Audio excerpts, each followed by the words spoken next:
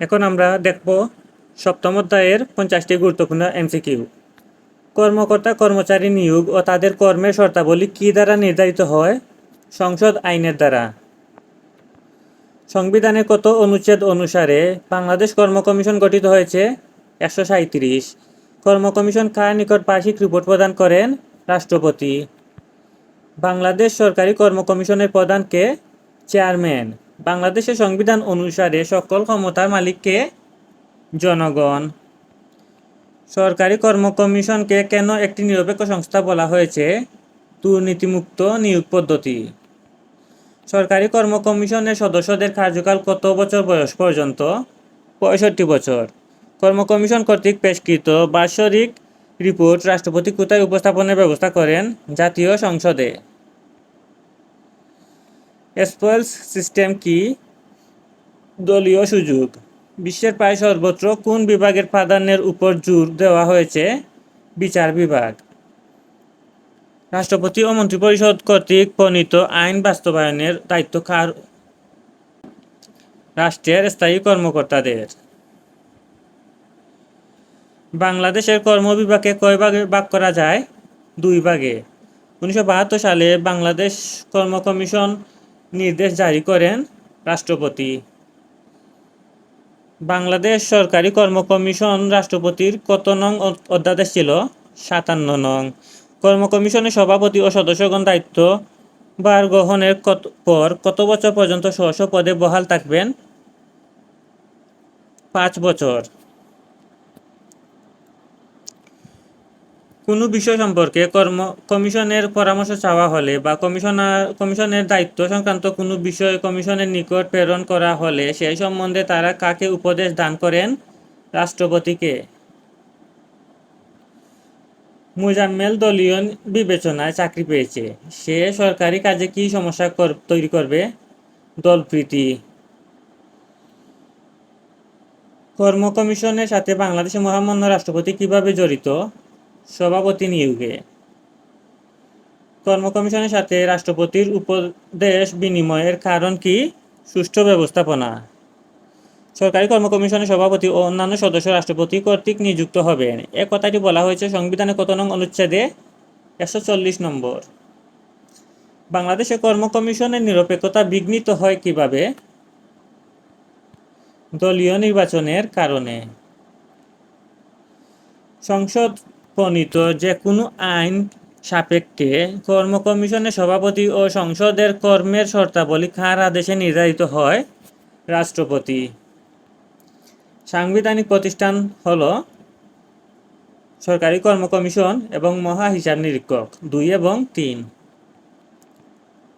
সাংবিধানিক প্রতিষ্ঠান নয় দুর্নীতি দমন কমিশন, অর্থাৎ শুধু অপশন 3। বাংলাদেশ কর্ম কমিশনের উদ্দেশ্যগত দিক থেকে মিল পাওয়া যায় ফ্রান্সের কর্ম কমিশনের, জার্মানির কর্ম কমিশনের, ব্রিটেনের কর্ম কমিশনের, অর্থাৎ 1, 2, 3। প্রজাতন্ত্রের কর্মচারীদের আইনের দ্বারা এক বা একাধিক কর্ম কমিশন গঠন করার কথা বলা হয় নিয়োগ পদ্ধতি নির্ধারণের জন্য, পদোন্নতি নির্ধারণের জন্য, বদলি সংক্রান্ত বিষয় নির্ধারণের জন্য। 1, 2 এবং 3। মাসুদ সাহেব একজন সচিব, কিছুদিন পর তিনি অবসরে যাবেন। তিনি বাংলাদেশের উপকার করেছেন তার মেধা দিয়ে, যোগ্যতা দিয়ে এবং কর্মদক্ষতা দিয়ে। এটিও হবে 1, 2, 3।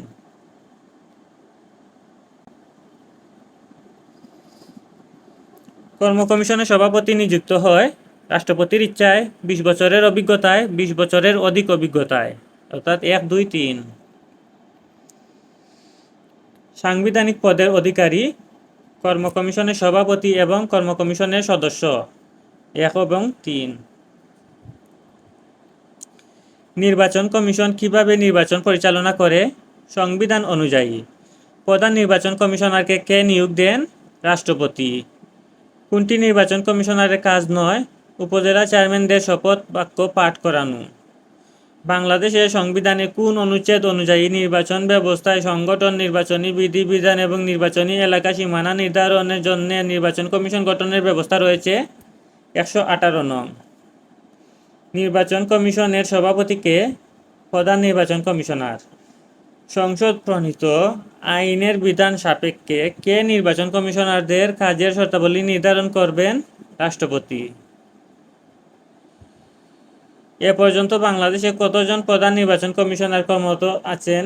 7 জন।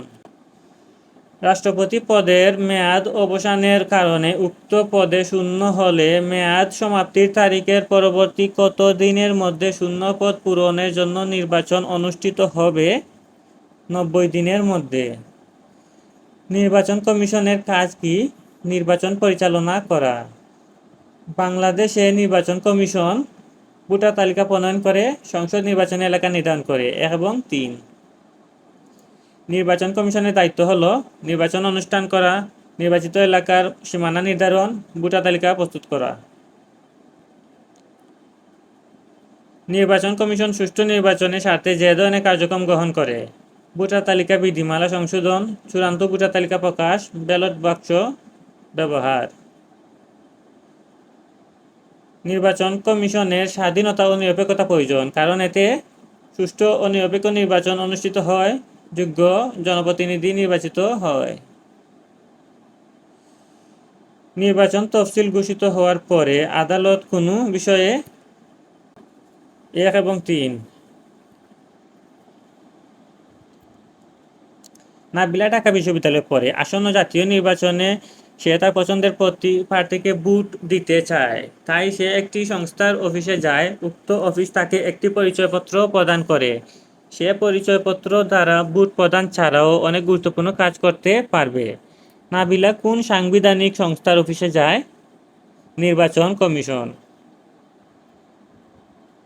উক্ত পরিচয়পত্র দ্বারা নাবিলা আর যে কাজ করতে পারবে: পাসপোর্ট তৈরি, বিমানের টিকিট বুকিং, ব্যাংক হিসাব খোলা। রাশেদ অনার্স প্রথম বর্ষের ছাত্র। সামনে নির্বাচনে সে ভোট দিতে চায়, তাই সে একটি সংস্থার অফিসে যায়। অফিস তাকে একটি পরিচয়পত্র প্রদান করে। উক্ত সংস্থা দেশের গণতান্ত্রিক পরিবেশ রক্ষায় বিশেষ ভূমিকা রাখে। রাশেদ যে সংস্থার অফিসে গিয়েছিল: নির্বাচন কমিশন। উক্ত সংস্থা যেভাবে গণতান্ত্রিক সরকার প্রতিষ্ঠায় ভূমিকা রাখে, সুষ্ঠু নির্বাচন অনুষ্ঠানে। সরকারের আইন বিষয়ক উপদেষ্টা হিসেবে দায়িত্ব পালন করেন কে? Attorney general. সরকারের আইন বিষয়ক উপদেষ্টা হিসেবে দায়িত্ব পালন করেন কে? অ্যাটর্নি